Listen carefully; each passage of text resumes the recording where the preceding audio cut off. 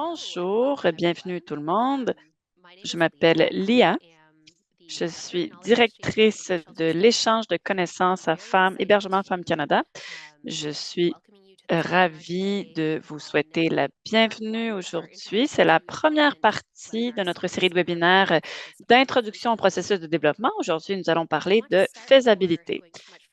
Avant d'aller plus loin, je veux reconnaître que je suis avec vous depuis le territoire non cédé Algonquin-Anishinaabe. C'est là où sont situés les bureaux de Hébergement Femmes Canada. Je veux également reconnaître ma responsabilité en tant que colonne de continuer à apprendre au sujet des impacts de la colonisation, continuer à travailler pour la réconciliation et la décolonisation. Je sais qu'il y a des personnes de différents endroits qui sont avec nous aujourd'hui, donc prenez un moment pour nous dire où vous êtes dans la boîte de chat.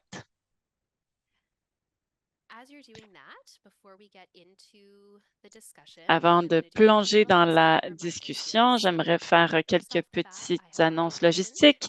Donc, je l'ai déjà dit, nous avons de l'interprétation qui est disponible. Vous pouvez aller au bas de votre écran.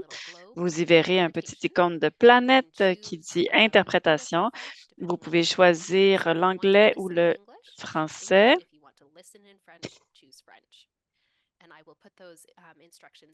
Je vais mettre les instructions dans la boîte de clavardage.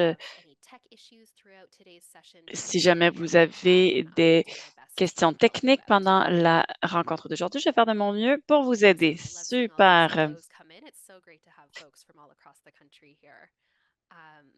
Je suis ravie de voir des gens de partout dans le pays.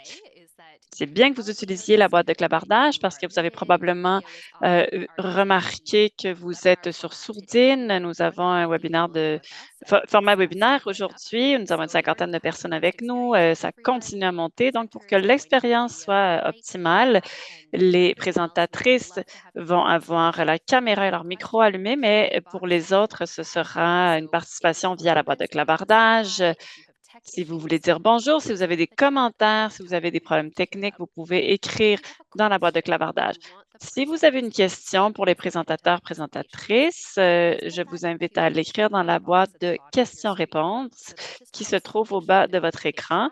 Ça va nous permettre de nous assurer de faire le suivi de toutes les questions. Ce sera plus facile pour moi d'en faire le suivi. Parfois, dans la boîte de clavardage, les questions se perdent parce qu'il y a de nombreux commentaires. Donc, voilà, les commentaires dans le chat, le clavardage et questions pour les présentatrices, questions-réponses. Nous enregistrons le webinaire d'aujourd'hui. Nous partagerons l'enregistrement après. Nous allons mettre l'enregistrement sur notre site web, dans notre bibliothèque de ressources. Donc, sans plus tarder, j'aimerais, comme j'ai dit, c'est le premier webinaire d'une série de 3 webinaires pour vous donner un aperçu du processus de développement pour les centres d'hébergement dans le secteur de prévention de la violence fondée sur le genre. Aujourd'hui, nous aurons une présentation de Kyla Tanner, Megan Golfetto et Amanda Owens, qui est la responsable du projet de développement du CSM. Je vais vous parler un peu plus de son travail tout à l'heure. Et Amanda Owen est directrice de la société XSAN en Colombie-Britannique et elle partagera son expérience du processus de développement. Donc, nous sommes ravis d'avoir ces 3 personnes avec nous aujourd'hui. Avant de passer la parole à Megan et Kyla, je vais lancer un sondage. Donc, donnez-moi une seconde. Donc, c'est un petit sondage qui nous aide à savoir qui est dans la salle. Donc, je vous invite à me dire d'où vous êtes aujourd'hui, d'où est-ce que vous nous joignez aujourd'hui. Est-ce que vous avez actuellement un projet en cours? Peut-être que vous êtes Vous y réfléchissez, peut-être que vous en êtes au tout début, vous travaillez actuellement sur la conception, vous êtes en train de construire le projet ou vous venez de terminer le projet. Donc, dites-nous, ça va nous donner une idée un peu de qui participe au webinaire.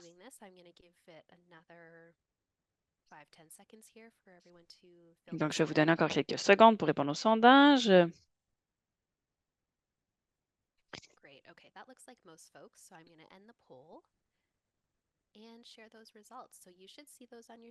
Donc, vous devriez voir les résultats à l'écran. Donc, on a une très belle représentation, un gros contingent de l'Ontario, de nombreuses personnes de la Colombie-Britannique, des prairies, des gens des provinces atlantiques, des maritimes. Il y a beaucoup de personnes qui réfléchissent à un projet de construction. Donc, c'est une excellente étape à laquelle être rendue pour cette première partie du webinaire. On a environ 20 qui sont au tout début, qui travaillent sur la conception. Donc, c'est super. Je vais retirer le sondage et sans plus tarder, je vais passer la parole à Megan et Kyla. Très bien. Bonjour tout le monde. Bienvenue à ce webinaire, la série de webinaires d'introduction au processus de développement. Comme Lia a dit, je suis Kayla Tanner. Je suis responsable du développement à Hébergement Femmes Canada. Je suis avec Amanda Owen, directrice de la société Exxon, et Megan Golfetto. J'ai très hâte de vous parler du processus aujourd'hui, mais d'abord, nous allons nous présenter. Amanda se présentera un peu plus tard dans la présentation, juste pour vous donner une idée de qui nous sommes. Moi, je travaille dans le développement du logement abordable depuis 2019 et au cours des 4 dernières années, j'ai aidé plusieurs organismes à vivre le processus de développement en tant que gestionnaire de programme, donc de la conception d'un programme réalisable, faisable, de traverser la conception, d'aller dans les phases de construction. Donc, on va parler de toutes ces étapes tout au long de cette série de webinaires. Je suis passionnée par le logement abordable et sécuritaire pour les femmes et leurs enfants et c'est ce qui m'a poussée à joindre ce groupe à Hébergement Femmes Canada. Merci, Carla. Bonjour tout le monde. Je travaille dans le domaine des centres d'hébergement pour les femmes victimes de violences depuis plusieurs années en tant que responsable des campagnes de financement et des communications. Je comprends bien les besoins des bénéficiaires et des défis qui viennent avec le manque d'accès à du logement abordable et sécuritaire. Donc, je suis vraiment passionnée par la création de nouveaux espaces de vie pour les survivantes et j'ai très hâte d'en parler avec vous. Très bien. Donc, plongeons au cœur des raisons pour lesquelles nous sommes ici aujourd'hui. Pourquoi nous voulons parler du processus de développement? Nous avons réalisé que de nombreuses directrices constatent que le processus de développement est intimidant, on ne sait pas ce qu'on ne sait pas, et de se lancer dans un projet comme celui-ci, ça peut être très intimidant. Et je crois que plusieurs d'entre vous en êtes à ces étapes. Ça peut être assez imposant. Donc, ça peut être très stressant parce que essentiellement, vous faites un autre travail un peu sur le coin de votre bureau. C'est un travail dans lequel vous avez très peu d'expérience. C'est pourquoi nous avons créé cette série de webinaires, de 3 webinaires pour démystifier le processus. Nous voulons vous donner une bonne compréhension de ce que ça signifie de construire un établissement, vous aider à établir quels aspects peuvent poser défi et comment vous pouvez obtenir du soutien. Pendant les 3 prochaines séances, nous allons parler des bases du processus de développement et répondre à des questions comme qui embaucher, quand les inviter à travailler avec vous, quelles sont les responsabilités de part et autre. Nous savons que ce développement peut prendre beaucoup de temps et vous avez peut-être peu d'expérience. Donc, j'espère qu'à la fin de la série, vous allez être plus confiante par rapport à votre rôle et par rapport aux prochaines étapes de votre projet. Donc, aujourd'hui, nous allons parler de la phase de faisabilité du processus de développement. Et dans 2 semaines, le 31 mai, nous allons parler de conception et développement.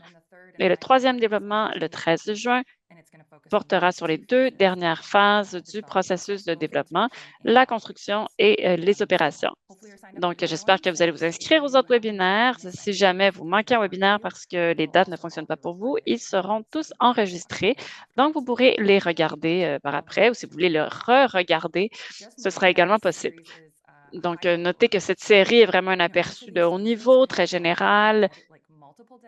On pourrait avoir plusieurs séances pour chacune de ces étapes avec des modules de formation, des trous d'outils, etc. Mais avec cette série de webinaires, on voulait simplement vous donner un aperçu qui vous permet de vous lancer dans votre processus d'apprentissage. Aujourd'hui, Megan va présenter Hébergement Femmes Canada ainsi que notre projet de construction de centre d'hébergement de deuxième étape et ensuite un aperçu du processus de développement. Nous allons ensuite prendre une pause pour répondre à vos questions et je vais plonger dans la partie sur la faisabilité. Ce sera probablement la partie la plus consistante de notre webinaire. Ensuite, nous arrêterons pour répondre à vos questions parce qu'il y aura eu beaucoup d'informations. Ensuite, Amanda va vous parler de son expérience de la phase de faisabilité et j'espère que ce sera intéressant pour tout le monde. Ensuite, nous allons vous parler des détails pour les 2 prochaines séances, vous présenter les ressources que nous avons créées qui sont sur notre site Web. Donc, je passe la parole à Megan. Oui, merci, merci Kayla. Nous allons commencer en commençant notre organisation et notre projet. Donc, Hébergement Femmes Canada est une association nationale, un réseau de 16 associations provinciales et territoriales. Ensemble, nous représentons plus de 600 maisons d'hébergement au Canada. Notre mission est de présenter une voie unifiée en faveur d'un changement systémique visant à mettre fin à la violence faite aux femmes, tout en assurant un leadership en matière de collaboration et d'échange de connaissances entre les maisons d'hébergement de partout au pays. Donc, je vais maintenant vous parler du projet de construction de maisons d'hébergement deuxième étape. En 2020, une équipe de recherche a publié un rapport qui fait état du manque de maisons deuxième étape. Ça limite les mesures de soutien pour les survivantes de violences genrées et nous constatons qu'il y a des lacunes en matière d'hébergement. Donc, un fait saillant du rapport, c'est que même si les maisons de seconde étape sont très importantes, il manque de refuges de la sorte au Canada et c'est ainsi que notre projet est né. Comme plusieurs d'entre vous le savez, des demandes d'espaces abordables et sécuritaires pour les femmes et leurs enfants qui fuient la violence ont augmenté en nombre. Et d'obtenir du logement social, ça peut être très long, ça peut prendre des années. Comme Kayla l'a dit plus tôt, nous comprenons que de nombreuses directions ne connaissent pas très bien l'univers du développement et que de se lancer dans un processus de développement peut être une expérience très stressante qui demande à apprendre tout un nouveau langage que les directeurs, directrices de maisons d'hébergement ne maîtrisent pas nécessairement.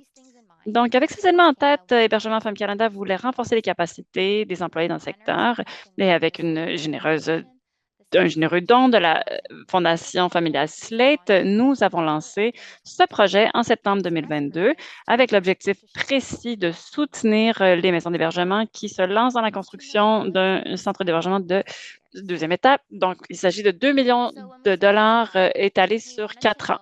Donc, au début du projet, nous voulions savoir plusieurs choses. D'abord, quelles maisons d'hébergement étaient déjà en train de bâtir des nouvelles constructions?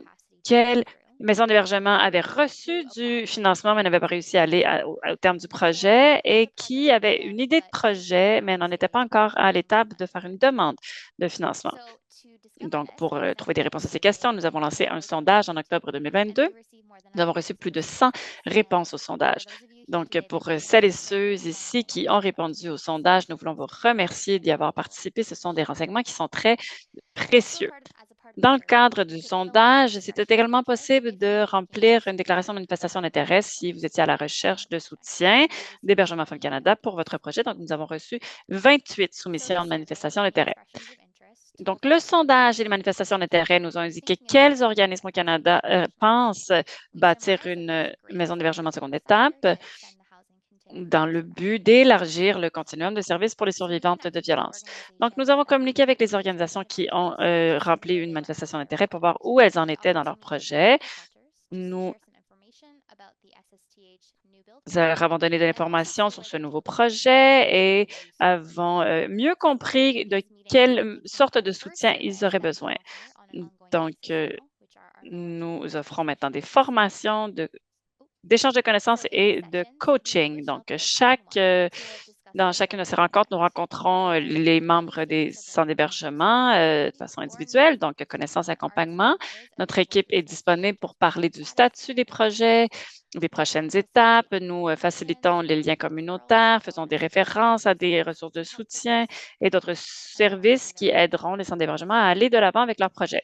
Nous offrons également des services de gestion de projet à certains centres d'hébergement.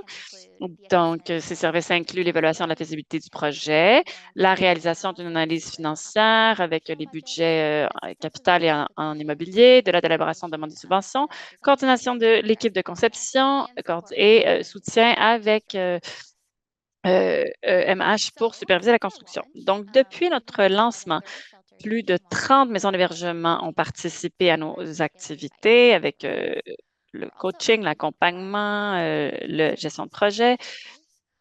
Nous offrons un soutien à 3 maisons d'hébergement. Il y en a une qui est dans une étape de construction et les autres sont en train d'explorer la faisabilité d'une construction.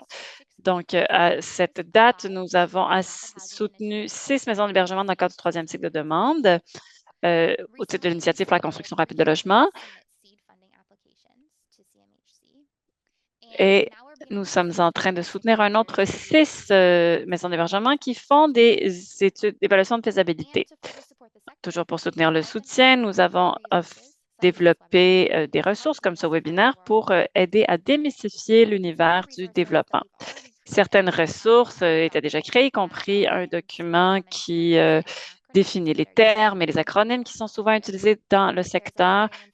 Il y a également un modèle de financement qui détaille les programmes de financement qui existent pour ces constructions.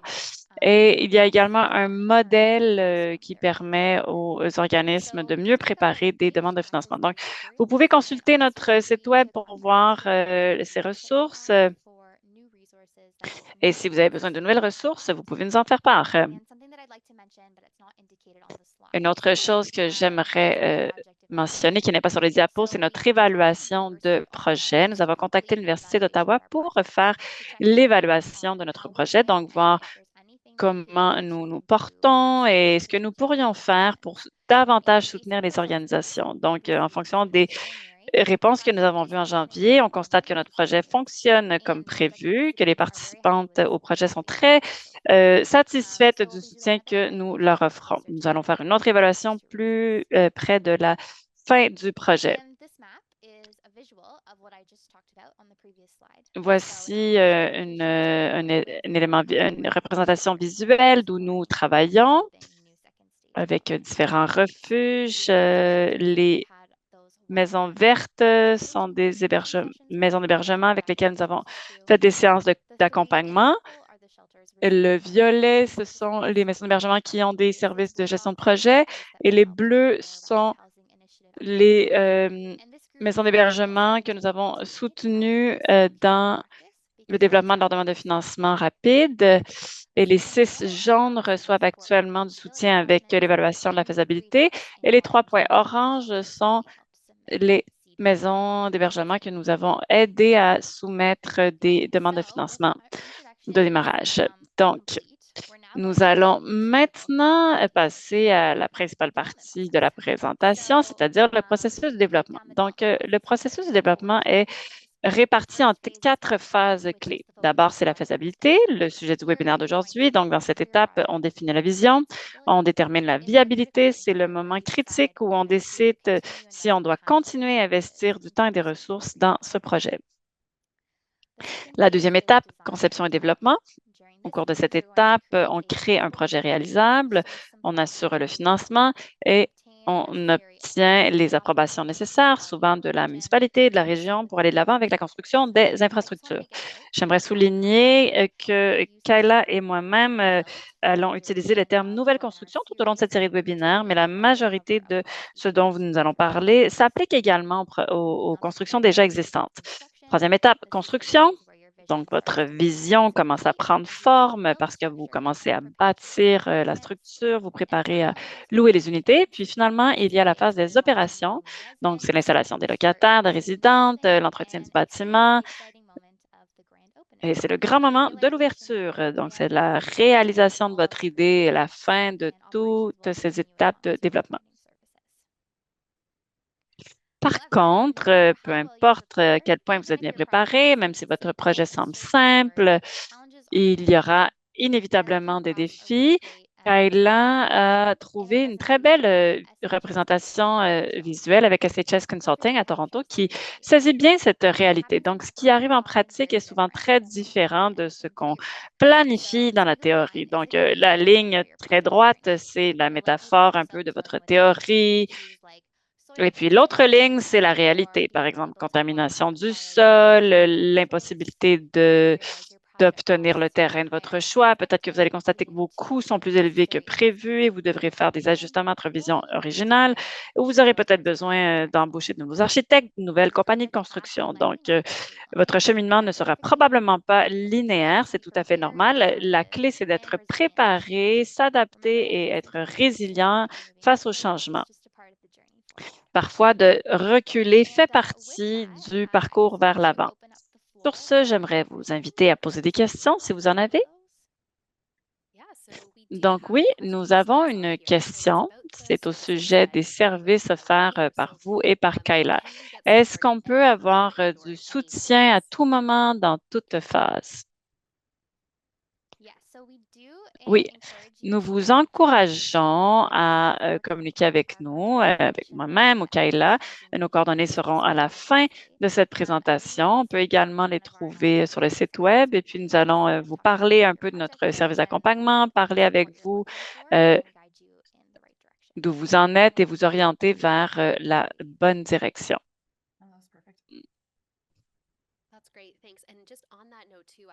Merci. Et à ce sujet, j'aimerais dire que j'ai mis le lien vers les diapos d'aujourd'hui dans la boîte de clavardage en français et en anglais et vous y trouverez à l'intérieur les coordonnées.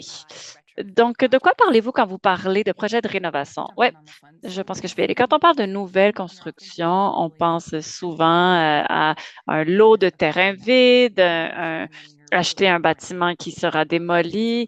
Mais s'il s'agit d'une rénovation, c'est peut-être un bâtiment qui existe déjà que vous décidez de convertir. On le voit parfois avec les églises, les espaces de bureaux. J'ai travaillé sur un projet.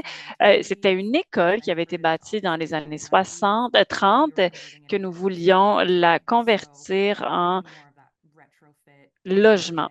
Donc, c'était davantage un projet de rénovation, d'adaptation, de conversion. Ce sont des termes synonymes. Donc, tout ce que nous allons dire aujourd'hui est applicable. Il y aura peut-être certaines choses qui s'appliqueront seulement aux nouvelles constructions, mais pour la majorité, ce sera applicable à tout.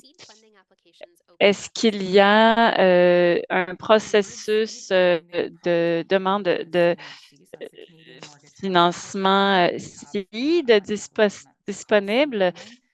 Donc, c'est du financement qu'on appelle seed funding, financement seed. Le processus a été lancé en mars. Il avait été fermé depuis à peu près un an et demi. Ce qu'on nous a dit, c'est que c'est une fenêtre de demande assez ouverte. Donc, vous envoyez la demande et puis à un moment, elle sera évaluée. On nous a dit que c'est important de l'envoyer dans les prochaines semaines parce que l'argent est très en demande. Il y a un groupe qui a fait une demande il y a 1 ou 2 semaines. La demande a été reçue. Ils n'ont pas encore reçu de réponse, mais les 3 demandes sur lesquelles nous allons travailler en mars ont déjà reçu une réponse et les réponses étaient positives. Donc, je ne sais pas si c'est encore ouvert. Ça peut valoir la peine de vérifier, de regarder dans votre juridiction locale. Très bien, nous allons prendre une autre question, puis ensuite il y aura une autre période de questions-réponses. Je vois que vos demandes pour les gestions de projet sont fermées. Est-ce que c'est parce que vous n'avez plus les moyens de payer ces services? Malheureusement, c'est une question de capacité. Il y a seulement Megan et moi-même qui sont là. Et puis, mon expérience, c'est que d'avoir trois à quatre projets à la fois, c'est suffisant pour une équipe de deux personnes. En plus, Megan et moi faisons des webinaires de formation comme celui-ci. Donc, pour l'instant, on ne peut pas prendre en charge davantage de gestion de projet, mais vous pouvez probablement embaucher quelqu'un dans votre région si vous ne connaissez personne. Megan et moi-même devrions pouvoir vous aider à trouver quelqu'un qui pourrait vous aider. Ce n'est pas toujours local, mais ces personnes pourront probablement vous aider dans votre région. Puis, on pourrait peut-être vous aider à garder des coûts relativement peu élevés. Donc, nous allons en parler. Super. Continuons avec la présentation. Nous reviendrons un peu plus tard avec des questions. Si vous avez d'autres questions, on pourra évidemment les regarder par la suite et plonger plus en profondeur. Passons maintenant à la faisabilité. Donc, voici les quatre étapes. C'est un peu un aperçu général. L'objectif, d'abord, c'est d'établir une vision pour le projet, de s'assurer que ce soit financièrement viable. Donc, il y a de nombreuses activités pour le faire, mais vous allez probablement entendre parler d'abord de l'idée. Vous pensez au projet, peut-être que vous êtes déjà en train de prendre les premiers pas, mais même si vous avez une idée, vous avez déjà commencé. Ensuite, il faut mettre sur pied une équipe qui va vous aider à accomplir l'idée, donc gestion de projet. Ensuite, on évalue les besoins, on raffine l'idée originale, on définit ce qu'on appelle un programme architectural. On en parlera tout à l'heure. C'est peut-être un nouveau terme que vous n'avez pas entendu par le passé. Ensuite, vous allez établir la structure organisationnelle, choisir un site, faire du design conceptuel initial, mener une analyse financière préliminaire. Il y a le terme pro forma ici, vous allez l'entendre à quelques reprises. Et en fait, pro forma, c'est l'analyse financière. Essayez de comprendre combien le projet va coûter. C'est un élément qui est très important pour la plupart des personnes qui s'intéressent à de nouvelles constructions. Ensuite, vous allez faire des approches initiales auprès de la communauté pour avoir leur soutien. À la fin de ce processus, vous aurez des résultats que vous allez pouvoir intégrer dans ce qu'on appelle un plan d'affaires, une étude de faisabilité qui va clairement présenter les conclusions initiales. Ce sont des éléments qui sont très importants pour faire des demandes de financement et vous allez pouvoir les utiliser.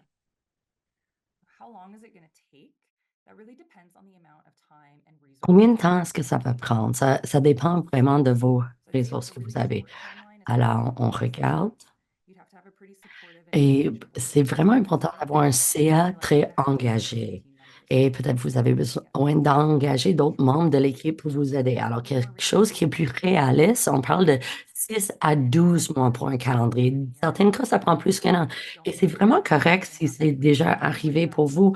Peut-être vous travaillez pour plusieurs années, ça arrive. Et peut-être la première essai va pas vraiment être ce que vous allez construire. Peut-être vous aurez 20 unités, plein d'espace de bureau et une garderie. Et vous voyez combien ça coûte. Et peut-être vous avez juste le financement un quart de tout ça. Alors peut-être c'est juste 10 unités, moins d'espace bureau et pas de garderie. Et ça risque de changer nos priorités politiques, les plans de financement changent parce qu'il y a des financements qui ferment et puis ça réouvre. C'est à tous les trois niveaux gouvernemental, ça change. Aussi, le personnel, il y a un roulement, le changement de CA, tout ça peut changer. Alors, ce qui est important, que vous allez savoir que vous n'avez pas commencé la deuxième phase pour vraiment la conception et vraiment avant que vous passiez la première phase de faisabilité. Alors, on utilise un symbole de recyclage que peut-être des fois on tourne et on fait des tours et tours et on travaille le projet pour développer quelque chose qui est réellement réalisable. Alors, vous êtes ici parce que vous avez une idée. Il y a un besoin, il y a quelque chose qui se passe. Peut-être vous savez déjà que vous avez besoin de plus d'unités pour les femmes qui habitent déjà chez vous ou vous avez un refuge d'urgence et vous aimeriez faire quelque chose de la deuxième étape. Ou le bâtiment et il faut le remplacer, le bâtiment existant. Mais c'est génial si vous avez les réponses comme ça, mais c'est quoi la deuxième étape? Alors, c'est de trouver votre équipe. Alors, l'un qui est principal, c'est peut-être vous, la gestionnaire, le propriétaire. C'est qui la personne qui va vraiment prendre le lead sur le projet dans l'équipe. Vous aimeriez une personne clé qui va vraiment être là et ça risque d'être votre directrice. Ça dépend de l'organisme, mais ça, c'est vraiment une personne qui va mener le projet. Il faut aussi clarifier l'implication de tout l'organisme. Alors, qu'est-ce que le CA? C'est quoi leur rôle? Est-ce que vous aimeriez faire un sous-communauté sur votre CA comme un comité de développement? Juste pour ce projet. Et il faut impliquer votre personnel. Alors, il faut créer les différents rôles clairs. Et si on installe ça au début, ça va clarifier à travers le processus.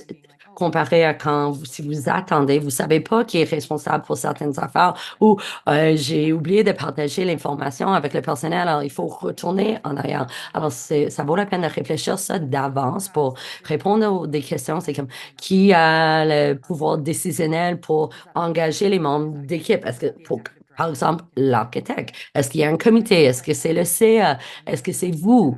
Parce que des fois, parce que quand on parle des gros montants financiers, si c'est, exemple, plus que 50 000, peut-être vous avez besoin d'avoir l'approbation du CA, mais il va y avoir des petits contrats de 2 000 à 3 000 dollars. Alors peut-être c'est difficile de toujours retourner au CA si vous n'avez pas vos réunions assez fréquemment. Alors peut-être ça vaut la peine qu'il y a des dépenses que la directrice peut juste approuver sans retourner au CA tout le temps. Ça, c'est les affaires réfléchir. Peut-être vous aimeriez tout un comité, mais peut-être c'est pas un cas pour vous. Si ça vous intéresse, on a sur notre site web un peu un cadre pour remplir, pour vous aider à faire ce processus pour un comité spécial pour le projet. Alors, vous pouvez passer à travers toute l'étude de faisabilité, cette évaluation vous-même. Ça peut-être vous donne plus l'échéancier de prendre plus qu'un an. Si vous engagez quelqu'un, peut-être ça pourrait prendre moins de temps, autour de 6 mois. Alors, vous encourage de peut-être engager un gestionnaire du projet ou un consultant en développement. On utilise gestionnaire de projet parce que ça, c'est les terminologies qu'on aime. Par contre, vous pouvez utiliser consultante en développement. Ça veut dire la même chose. Alors, cette gestionnaire de projet va vous diriger les éléments qu'on va faire le survol en cette webinaire, mais il peut faire le design, diriger votre organisation, il peut faire le recrutement, l'engager, il peut faire l'évaluation et les possibilités de financement. Ils vont vous aider à explorer les différents sites si vous n'avez pas un déjà. Ils devraient connaître les différents modèles de financement et peut-être même remplir les demandes de financement pour vous. Alors, quand on parlait des demandes de financement avec le SCHL, peut-être il pourrait faire, vous êtes la personne qui va prendre la décision.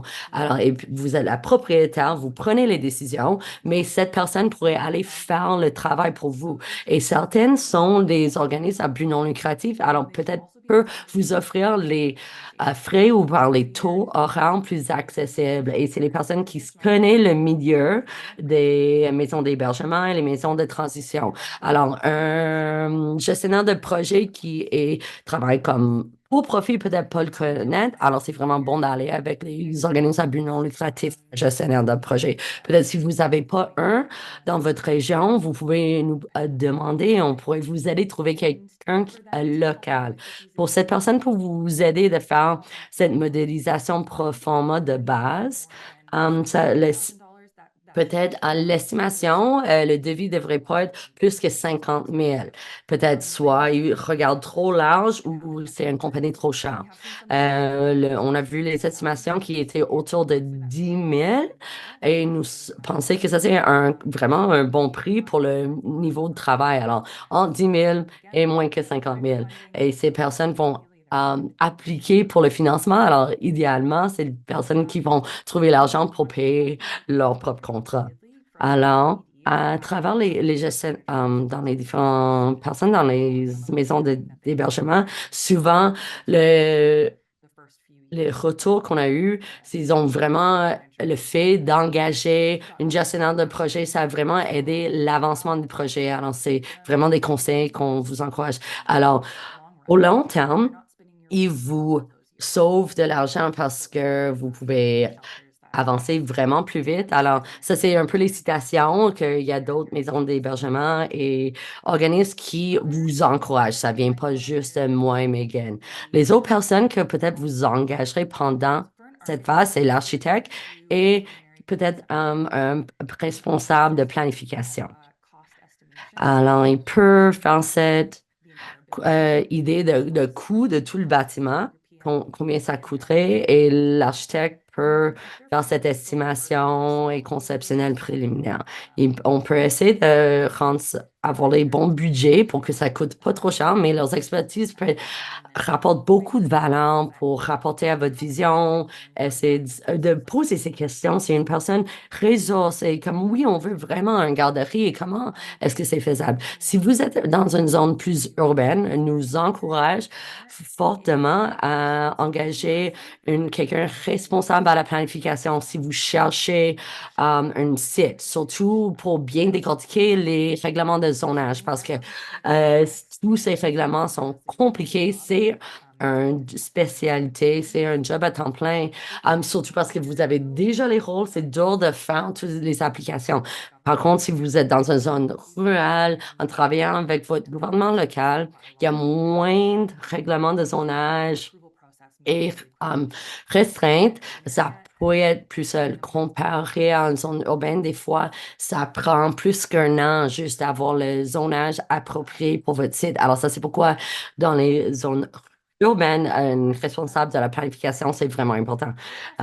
Combien ça coûterait? Juste l'architecture, de créer vos designs conceptuels, préliminaires. Ils vont faire quelques rencontres avec vous, peut-être quelques versions de ces designs. Nous pensons que c'est quelques mille pièces. Si vous êtes dans un petit zone rurale, peut-être l'architecte va même faire un don de leur temps, mais dans les zones urbaines, ça risque d'être un coût de autour de 10 000. Et maintenant, on fait une évaluation des besoins. Nous voyons que c'est commun pour les logements abordables ou les logements sociaux. On va dire comme on connaît, il y a un besoin pour ce projet. Je sais, je connais le besoin, mais par contre, pour le financement, ça vaut la peine d'avoir les données. Ça va vous porter plus loin, de démontrer le besoin de ce logement. C'est le projet.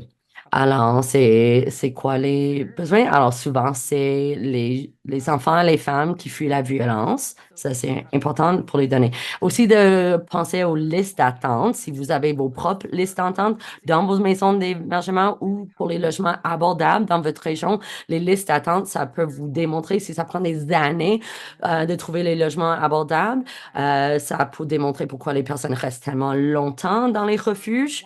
Alors, ça, c'est important. Et c'est quoi le style de logement que vous avez besoin? Est-ce que c'est une chambre, une unité, plus de chambres couchées, plus familiale? Et aussi, c'est quoi les autres espaces que vous avez besoin dans vos bâtiments, quand on parlait des bureaux, garderies, cuisine commune, etc. Alors, puis maintenant, il faut travailler sur la définition de votre vision. Alors, il faut une vision claire pour que l'équipe de conception va être capable de bien décortiquer. On veut faire ça dès le début pour que tout le monde soit comprendre très bien parce que si le CA parle d'une affaire et puis la directrice parle d'autres choses, il faut vraiment être clair et ça va vous sauver de l'argent aussi sur le côté les professionnels que vous engagez pour consulter. Si vous avez un comité avec 12 personnes qui veulent différentes affaires, c'est mieux de rencontrer tout seul, avoir cette vision claire et puis engager les consultants.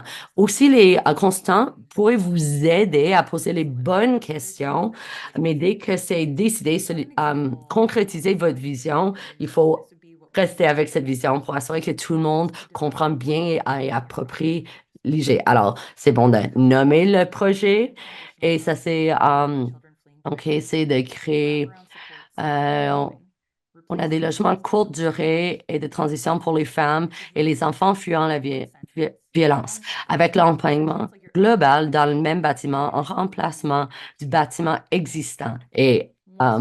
Alors, ça, c'est une longue phrase, mais ça décortique bien la vision. Et puis, maintenant, on va rentrer plus en détail. Alors, c'est quoi nos objectifs stratégiques? Comme alors, comment on va résoudre la problématique qu'on a vue dans la première phrase? Alors, c'est quoi les priorités pour le bâtiment? Est-ce que c'est la sécurité, l'abordabilité, efficacité, environnement, confort physique? C'est quoi vos priorités? Alors, c'est des exemples d'objectifs stratégiques. Alors, développer un bâtiment sur la sécurisation pour les locataires et les personnels, ou incluant une certaine flexibilité dans la conception de permettre des ajustements pour répondre aux besoins éventuels. On veut des espaces verts, on veut peut-être créer des différentes structures. Et ça, c'est la part de, on veut un peu d'espace dehors, un espace vert. Et ça, c'est essentiel. Alors, ça, c'est les différents éléments. Et en allant plus loin, on voit OK, ça, c'est la troisième étape.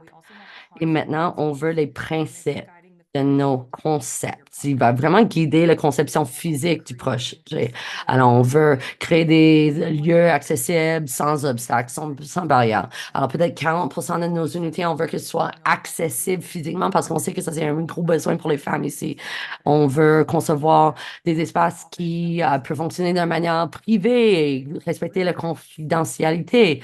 On veut peut-être des chambres indépendantes avec leur propre salle de bain et leur propre cuisine. Il faut le savoir tout de suite. Alors, chacune de ces étapes sont très utiles dès que on commencez à travailler avec l'architecte. Parce que quand vous allez vers la deuxième phase, plus de conception, c'est vraiment, vous avez tout votre document avec tous les besoins qui sont très clairs. Au lieu que l'architecte va aller faire leur design de conception et ils vont juste prendre leurs propres idées. Non, et vous allez parler comment les chambres sont partagées, vous n'avez pas d'espace vert. Alors, il faut euh, assurer que tous ces éléments sont bien décortiqués pour sauver l'argent et le temps. Et c'est des questions, comment est-ce qu'on sait quoi inclure? On sait quoi les quatre éléments que je devrais avoir? Alors, Megan et moi, travaille sur un ressource qui n'est pas disponible encore sur le site web, mais ça va venir bientôt. Et à l'intérieur même, on voit beaucoup d'exemples de qu'est-ce que peut-être tout le Trust City va avoir là.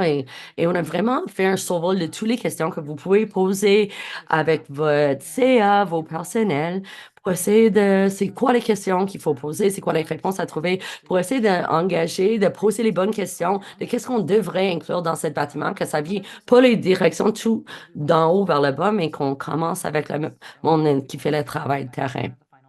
Et on y va avoir un lien plus tard dans nos diapos.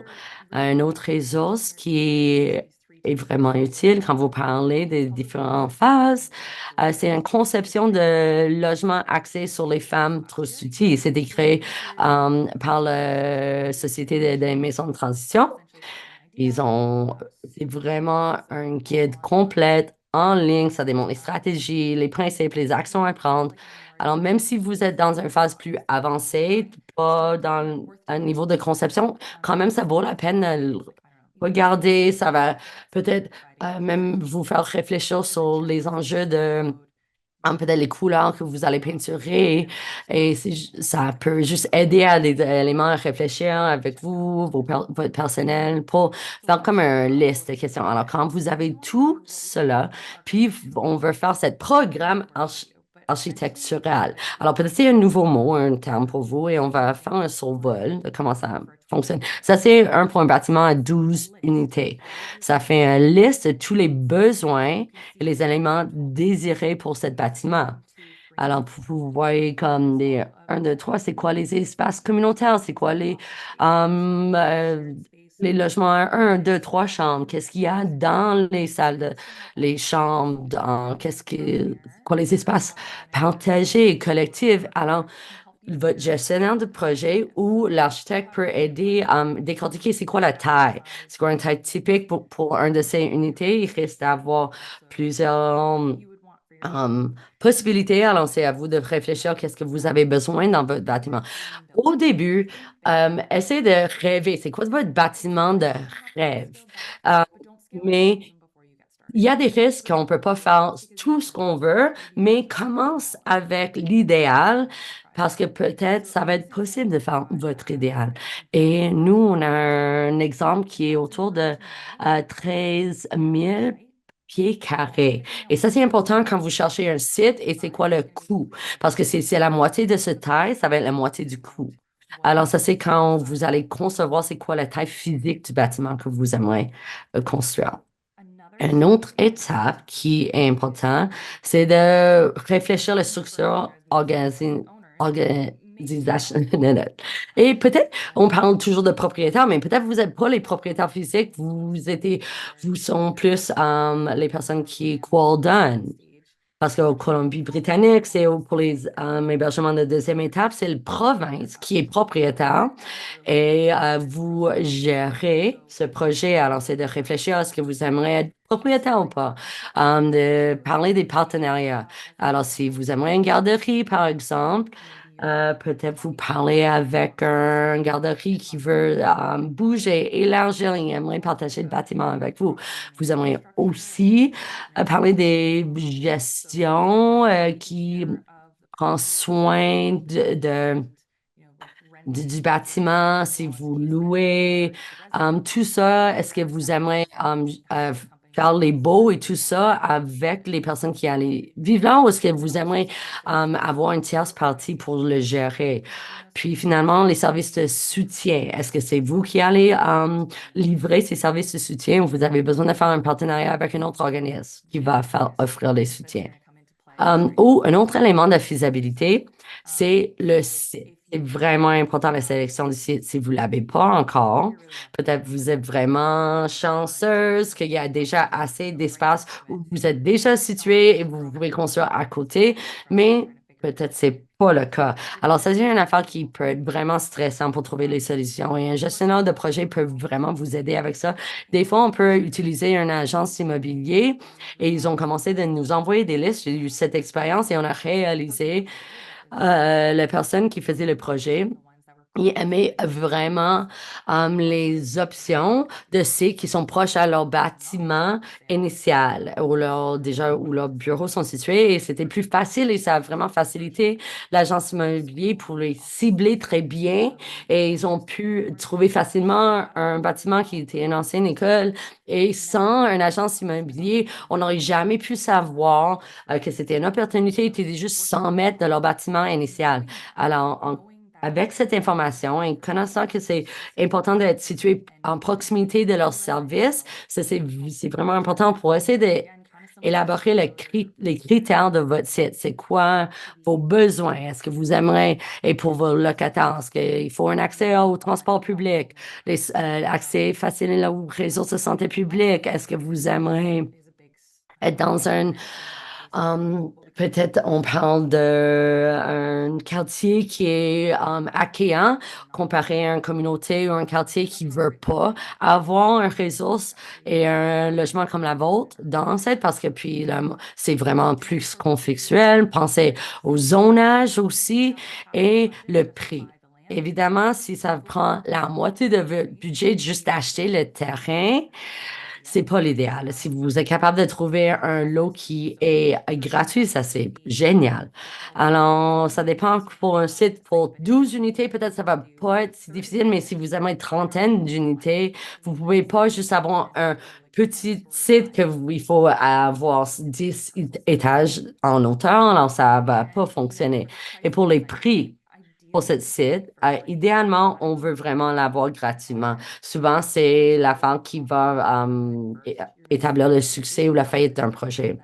Alors, va voir la municipalité, essaie s'il y a des sites qui peuvent donner, faire un don, s'il y a peut-être des organismes partenaires, les grands bailleurs de fonds, quelqu'un qui a un terrain supplémentaire et si vous pouvez faire une entente pour essayer de vraiment voir si vous pouvez l'avoir gratuitement. Alors, il faut explorer ces options avant de penser à dépenser de l'argent.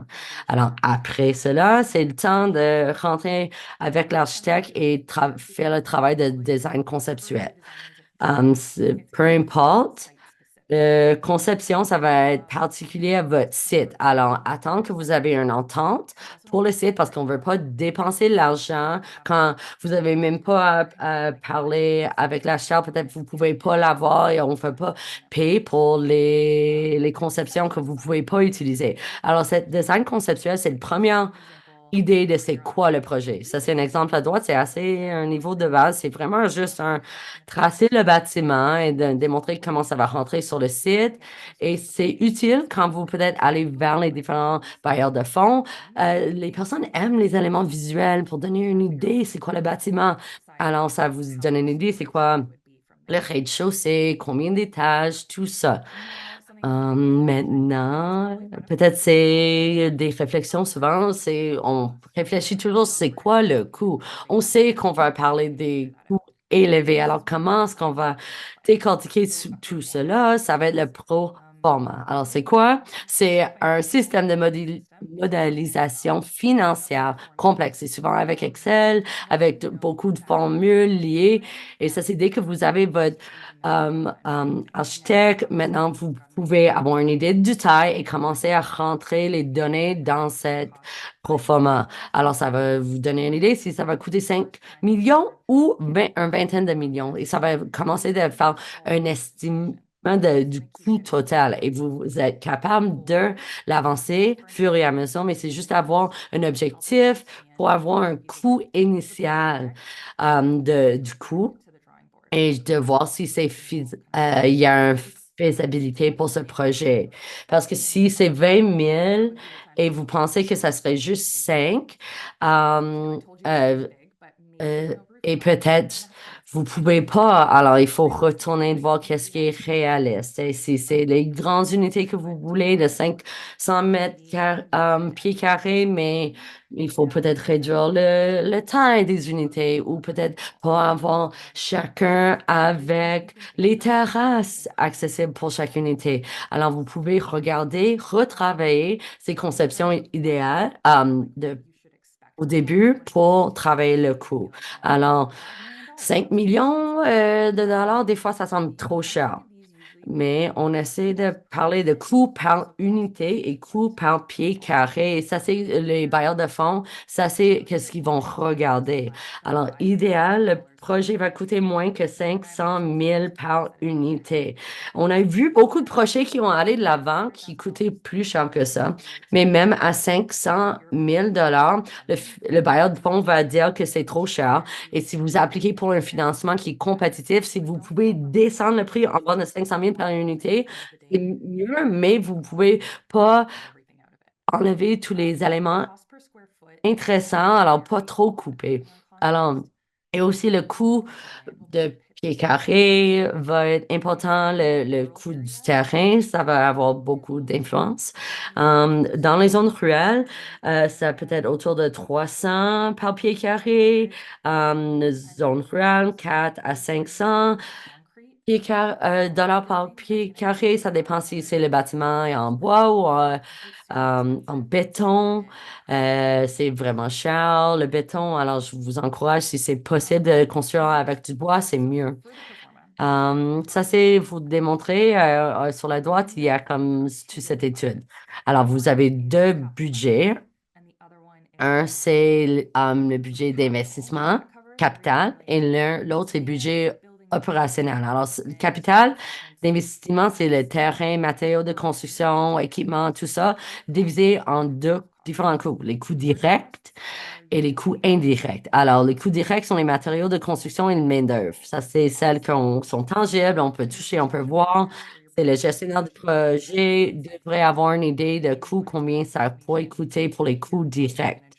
L'architecte ou le gestionnaire de projet devrait savoir. Les coûts indirects, ça, c'est tous les services de consultation. Alors, l'architecte, le gestionnaire de projet, les études, évaluation du site, il faut faire comme les évaluations environnementales. On va parler en détail là, au prochain webinaire.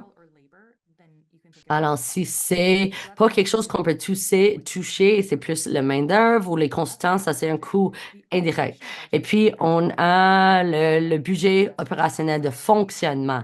Alors, ça c'est les salaires de personnel, les services publics, l'entretien, les réparations, etc. Alors, vous avez probablement un budget de fonctionnement pour votre bâtiment que vous avez. Alors, vous pouvez un peu baser là-dessus. Alors, on parle de l'investissement au capital. Peut-être c'est l'idée initiale et jusqu'au temps que vous construisez, les personnes commencent à rentrer dans le bâtiment. Là, ça va sur le budget de fonctionnement opérationnel.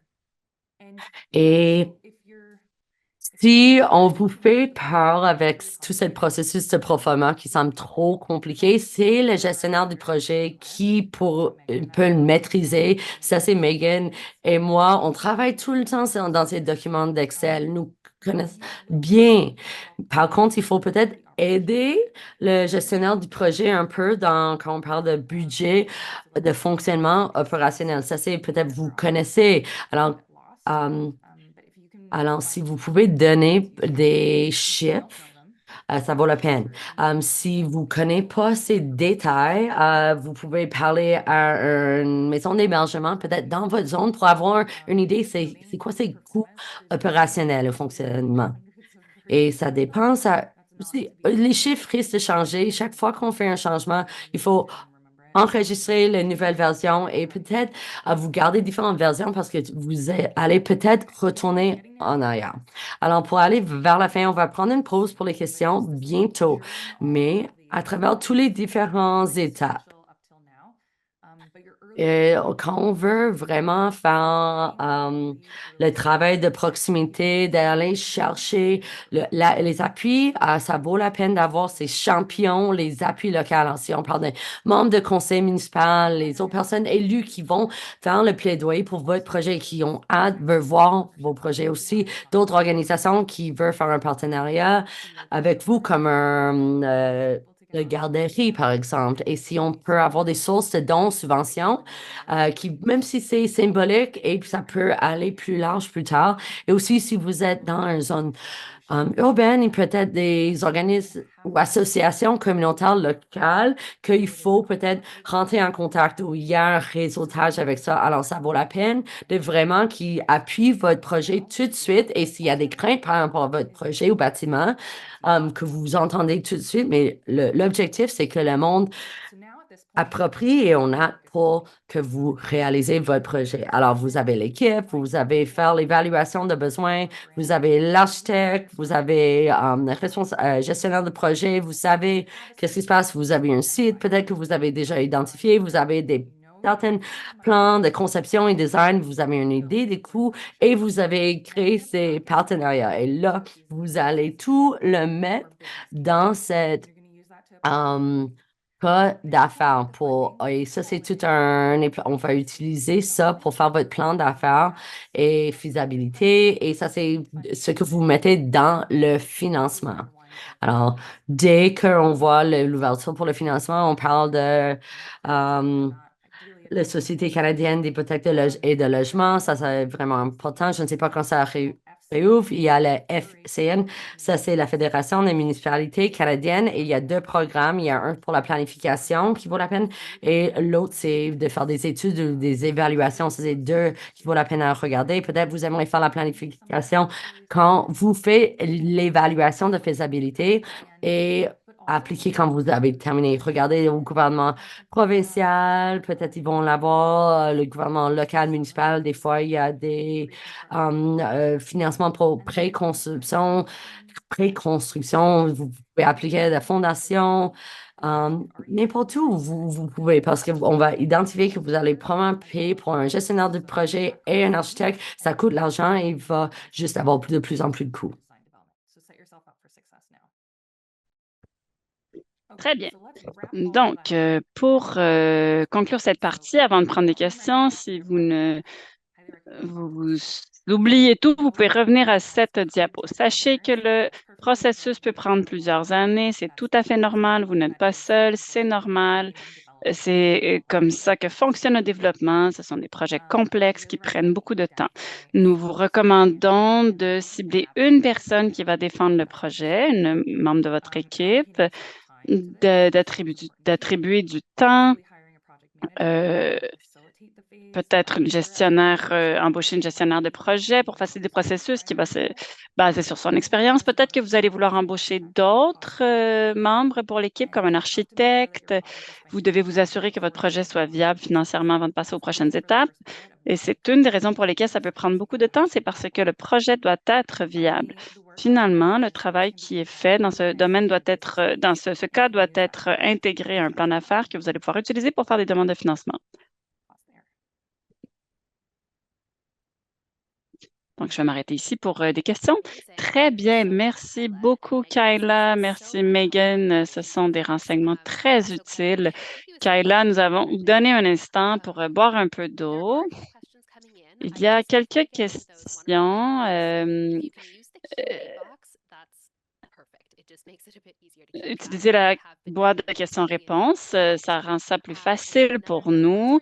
Et une, je vais remettre les diapos de la présentation dans la boîte de clavardage parce que j'ai vu qu'il y a des personnes qui les demandent. Donc, pas de souci si vos questions sont dans la boîte de clavardage, je vais quand même les prendre. Donc, la première question, c'est une question de suivi de la ronde précédente de questions-réponses. Donc, c'est en lien avec le financement de démarrage. Quel- Quelqu'un veut savoir si c'est possible de savoir quels étaient les montants. Vous avez travaillé sur quelques demandes qui ont été acceptées. Donc, grosso modo, de quel genre de montant parle-t-on? En fait, j'étais assez étonnée de voir la quantité d'argent qui ont été reçus. 80 000 pour deux des demandes. Il y avait environ 20 unités pour un des projets et 40 unités pour l'autre.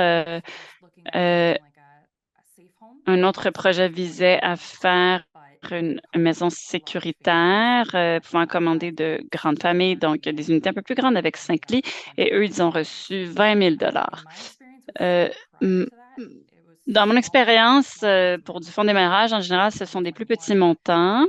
J'ai travaillé sur un projet qui avait 49 unités et ils ont reçu environ 50 000 définitivement moins de 80 000 Donc, je sais que ça aide les populations vulnérables. Euh, donc, ça pourrait être la différence. Mon ancien projet était un projet de logement abordable mixte.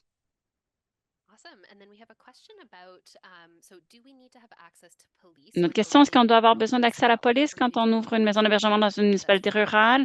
Est-ce qu'on peut ouvrir une maison d'hébergement dans un lieu qui est plus loin des services policiers? Je n'ai pas de réponse claire à cette question. C'est une bonne question.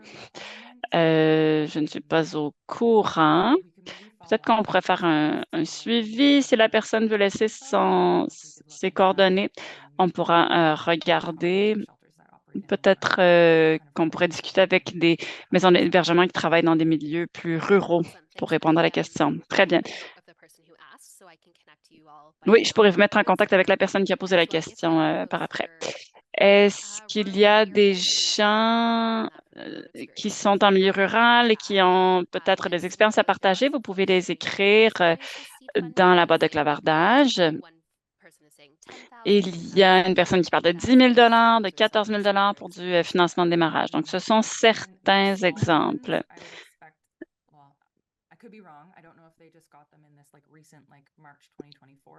Je ne sais pas si ça fait partie des annonces de 24 mars, de mars 2024.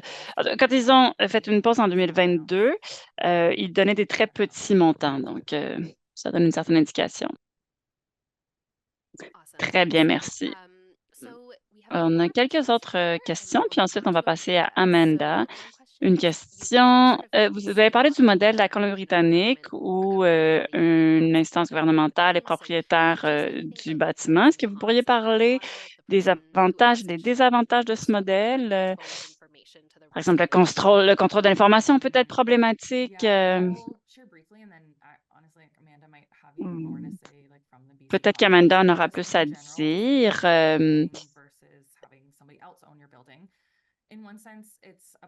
Ça peut être un avantage que quelqu'un d'autre soit propriétaire du bâtiment.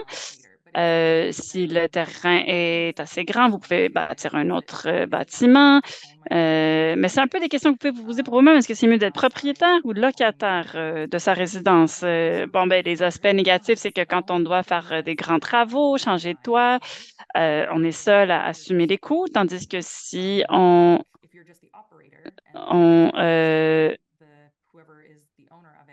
est propriétaire, on doit en prendre soin nous-mêmes. Donc ça fait une grande différence.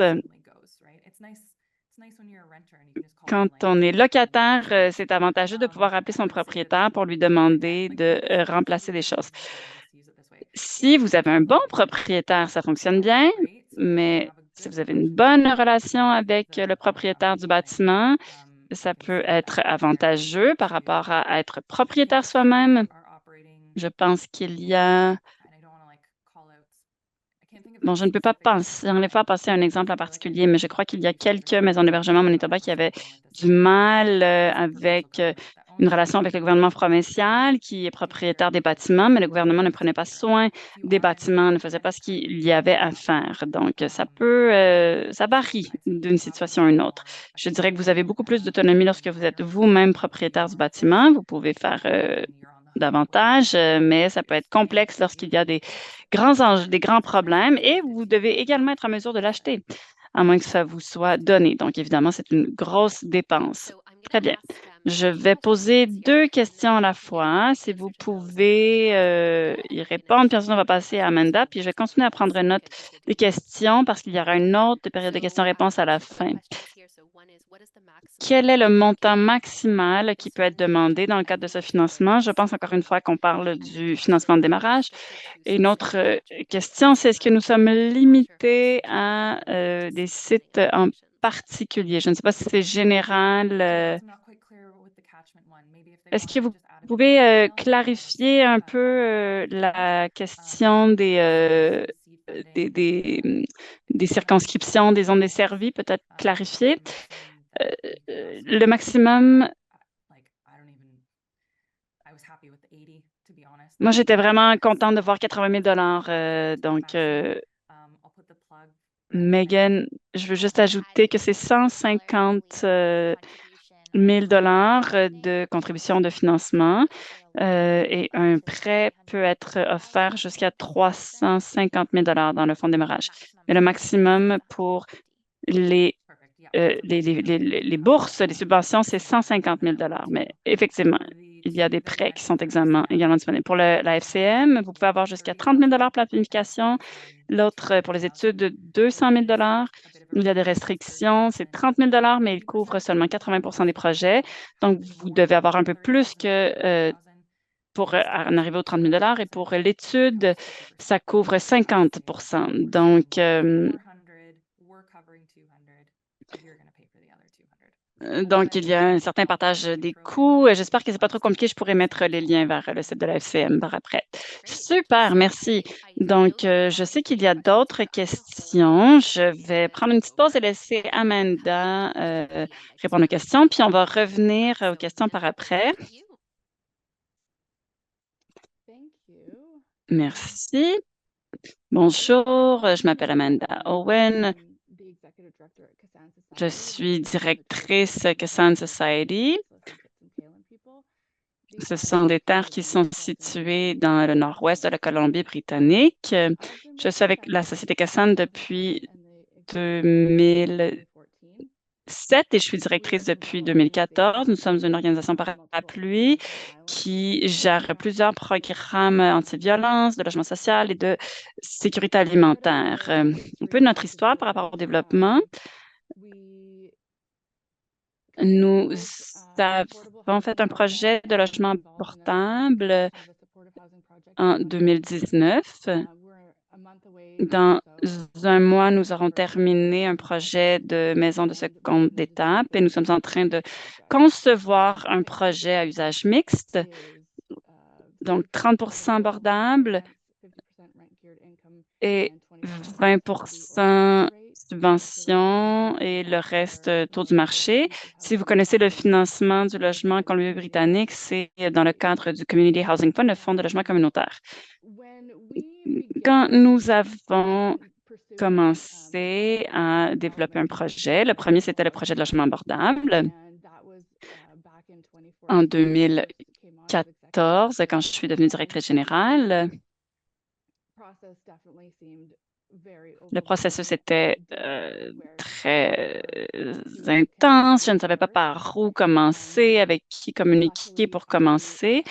Heureusement, j'ai rencontré une consultante en développement qui est venue me rendre visite et cette personne m'a expliqué le processus. Une de mes préoccupations, c'était comment couvrir les coûts d'une consultante en développement. À l'époque, on avait une petite organisation, on avait votre budget pour embaucher une consultante et la façon dont nous avons réussi à le faire, c'est que la consultante en développement a conçu le projet pour nous, a fait l'étude de faisabilité, la conception préliminaire avec l'architecte, a fait une demande à BC Housing pour le financement de prédéveloppement. Et quand ça a été approuvé, l'architecte et l'agent de développement ont pu récupérer euh, le temps qu'elle avait mis dans le projet. Donc, c'était environ 15 000 pour la consultante et l'architecte environ 5 000. La façon dont les projets ont fonctionné. Notre projet de logement abordable, c'est un terrain qui est loué à la ville. Donc, la ville était notre premier partenaire. Une fois que nous avons obtenu le terrain, nous avons embauché la consultante en développement, l'architecte, et toutes les pièces sont emboîtées et nous avons pu faire la demande à BC Housing. Notre projet de logement de seconde étape était complètement différent.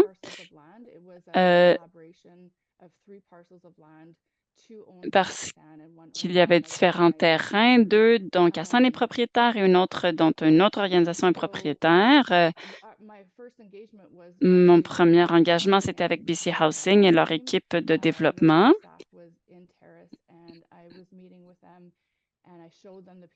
Donc, je les ai rencontrés, je leur montrais le terrain, je leur disais que je voulais faire un projet. C'était à côté de notre maison de transition actuelle. Et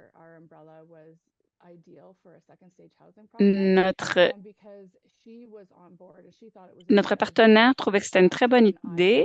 Donc, j'ai réussi à travailler à nouveau avec la même consultante en développement. Nous avons embauché un nouvel architecte qui connaissait très bien les programmes de BC Housing. Donc, ensemble, ils ont pu préparer une autre demande de financement et nous avons eu du financement de prédéveloppement. Donc, nous avons presque terminé ce projet, ce qui est vraiment excitant. Alors, notre programme et nouveau projet, c'était tout un processus d'engagement parce que notre municipalité n'a pas des terrains disponibles pour louer pour notre projet. Alors, en parlant avec l'équipe de développement à BC Housing, comment est-ce qu'on pourrait sécuriser, obtenir un lot pour commencer un autre projet? On était suggéré d'essayer de trouver une équipe de développement dans le lieu, Terrace, qui avait des terrains disponibles. Et j'ai travaillé avec un organisme de construction et développement qui avait des terrains disponibles et j'ai fait un partenariat avec eux autres. Et ils ont pu sécuriser et obtenir un terrain pendant qu'on faisait toutes les étapes préliminaires de conception. Et ça a vraiment aidé à mobiliser et commencer le projet. Alors, ça, c'est des différentes manières que ça peut commencer un projet. et différentes expériences. Ça aide énormément de construire et établir ces relations dans votre région, dans la communauté, dans le quartier. Il y a beaucoup de niveaux de communication avec la municipalité et leur département de planification. Il faut assurer qu'ils appuient le projet et qu'ils voient ce projet va bien fonctionner dans le quartier où vous avez le zone où vous avez sélectionné. Des fois, on a entendu que c'était pas un bon, ça ne marcherait pas dans ce quartier ou c'est pas le bon terrain pour ce projet et puis ça arrive. Alors, vous pouvez trouver d'autres options. Quand vous avez des projets qui a plusieurs partenariats, il y a un moment où c'est plus l'échéancier pourrait être plus long sur la faisabilité. Alors, peut-être c'était pas les détours, mais des fois, quand il y a plusieurs agences et organismes impliqués, ça prend un peu plus de temps et de communication est nécessaire. Et je pense que c'est tout quand de passer à travers notre expérience de développement et je suis vraiment contente de répondre à vos questions. Merci, Amanda. C'est vraiment bon d'avoir ces expériences et entendre tout le travail que vous avez fait. Nous avons une dizaine de minutes qui nous restent. Alors, on peut ouvrir une période de questions à Amanda pour Kyla ou Megan. Alors, tous les éléments qu'on a discutés. Pendant que vous notez vos questions dans la boîte de clavardage ou questions et réponses, je vais retourner à certaines questions qu'on a reçues d'avance. Alors, cette idée d'être le propriétaire de votre bâtiment ou louer. Alors, pour les personnes qui louent, ou peut-être c'est la ministère qui est propriétaire du bâtiment ou du lot au territoire, qui va payer pour l'expansion ou la rénovation dans ce genre de situation. Ouh, oui, ça pourrait être très compliqué. Ça dépend. Il y a beaucoup d'éléments dépendant. Il faut avoir une discussion. Si c'est vous qui avez besoin et qui ont le désir de ces changements ou la rénovation, peut-être ça va être pour vous qui ont besoin de couvrir les coûts et il faut appliquer pour et faire un plan de financement. Nous, on a parlé de financement pré-développement. Dans le prochain webinaire, on va parler des comment on peut faire les levées de fonds ou le financement pour les millions de dollars. Alors, par exemple, quand on parle de BC Housing, et c'est pas chaque province qu'ils ont le BC Housing, et peut-être, moi, je dirais, pour nos situations et pour ce genre de projet, en Colombie-Britannique, c'est un des meilleurs. Si jamais vous aimeriez appliquer avec le CHL, ça vaut la peine et ça a l'air mieux que peut-être l'application vient de vous, mais il y a quand même une entente avec le propriétaire, une entente de location claire. Si vous avez une entente de plus que 50, souvent il y a des termes de bail qui sont en 99 années et ça, c'est donne la meilleure chance parce que ces programmes de financement, parce qu'il y a de moins en moins ils sont vraiment compétitifs. Alors, c'est de voir que ça va être un projet durable. Et ça, c'est des termes de beau qui sont vraiment longs. C'est préférable. Et pour nous, on fait les baux sur 60 ans sur les bâtiments qui sont où on n'est pas propriétaire. Alors, prochaine question, quand vous construisez, c'est qui la propriétaire? Je sais que c'est large et c'est pas la réponse n'est pas claire. Parce que si jamais l'hébergement est obligé de fermer, qu'est-ce qui se passe? Et ça dépend vraiment c'est qui la propriétaire et comment la fermeture de l'hébergement, la maison d'hébergement passe. Si vous avez une hypothèque, et on va parler en détail plus une prochaine fois si vous faites, c'est quoi votre style de financement, si vous avez une prête, c'est rare que les personnes ici sur le webinaire vont avoir une hypothèque parce que votre budget opérationnel va être petit et si vous avez besoin de faire des centaines de milliers de dollars chaque année pour l'hypothèque, peut-être c'est pas réaliste. Par contre, si vous avez quelque chose comme ça, le titre, ça serait normalement la première personne sur la Société canadienne d'hypothèques et de logement. Il reste à être sûr, va prendre. Et peut-être il y a une autre entente provinciale, municipale qui va reprendre le projet.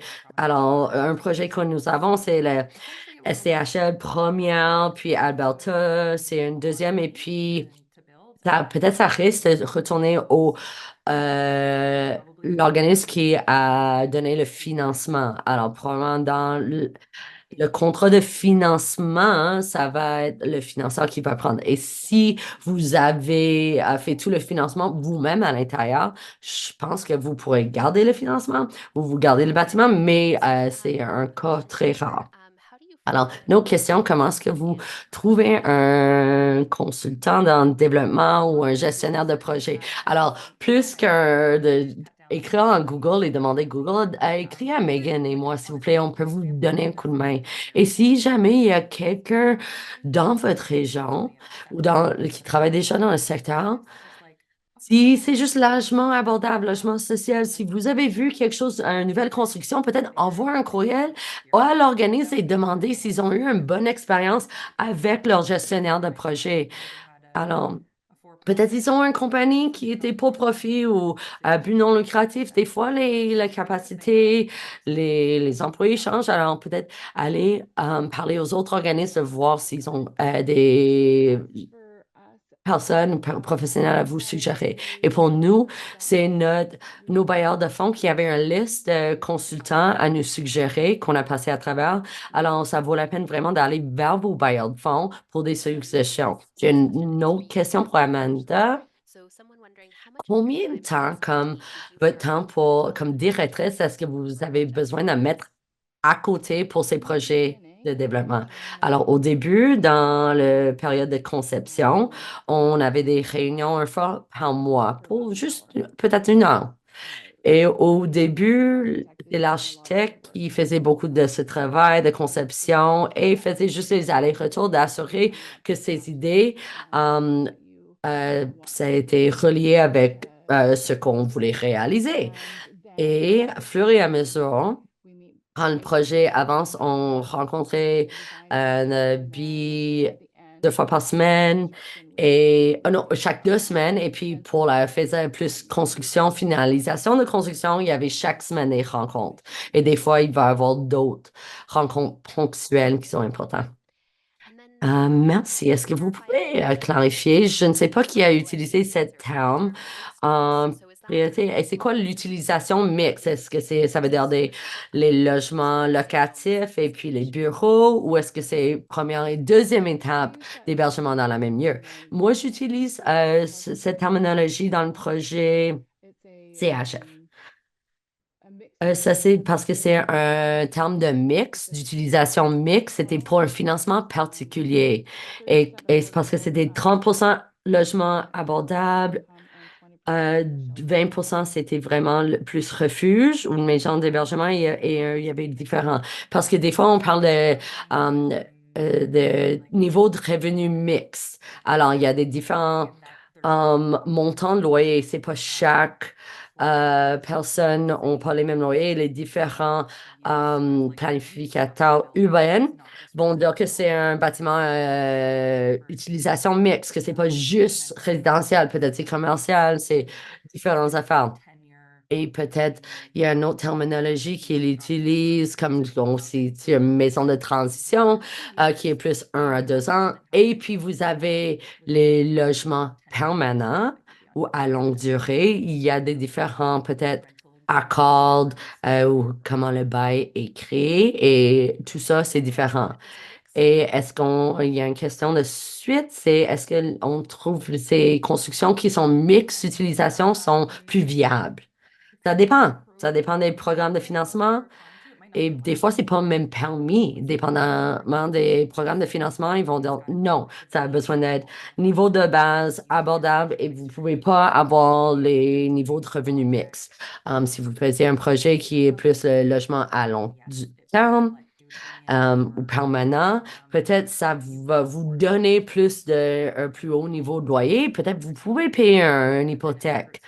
Mais si jamais vous n'avez pas accès aux sources de revenus, c'est assez compliqué. Ça, c'est pourquoi je parle de le document Excel Proforma.